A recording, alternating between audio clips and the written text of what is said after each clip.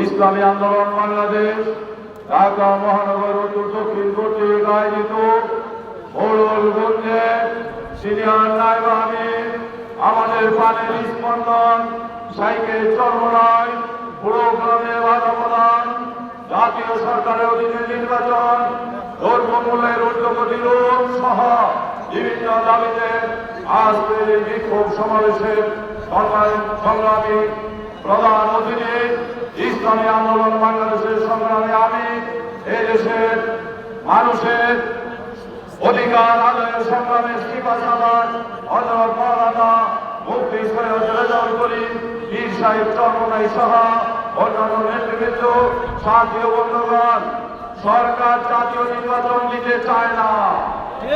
তত্ত্বাবধায়ক সরকার অথবা জাতীয় সরকারের অধীনে শেখ হাসিনা নিজে থেকে নির্বাচন দিতে চায়, বলে নাকি সংবিধান অনুযায়ী করবে। যেই সংবিধান মানুষের অধিকার প্রতিষ্ঠা করতে পারে না, সেই সংবিধানে দেশের জনগণ চায় না। সেই সংবিধান আমার ভোটের অধিকার প্রতিষ্ঠা করতে চায় না, সেই সংবিধান আমরা চাই না। সেই সংবিধান গরিবের পেটে লাথি মেরে বিদেশে টাকা পাচার করতে উদ্বুদ্ধ করে ওই সংবিধান আমরা চাই না। সেই সংবিধান সাগর নদী সহ সাংবাদিককে হত্যা করলে তার বিচার হয় না, ওই সংবিধান আমাদের দরকার নাই। সেই সংবিধান মরিচের কেজি সিন্ডিকেট করে চাল তেলের দাম বাড়ায় এবং সিন্ডিকেট চালিয়ে চোরা কারবাজিকে উৎসাহিত করে, ওই সংবিধান আমরা চাই না। এমন এক সংবিধান রচিত করতে হবে যেখানে আলেম ওলামাদেরকে নির্যাতন করা হবে না, জেলের তলা ভেঙে আলেম ওলামাদেরকে আনতে হবে। এই সরকার মানুষের অধিকার প্রতিষ্ঠা করতে চায় না, এই সরকার জনগণ চায় না। সেই প্রশাসন মানুষের বাক স্বাধীনতা হরণ করে, আমরা এই প্রশাসনকে চাই না।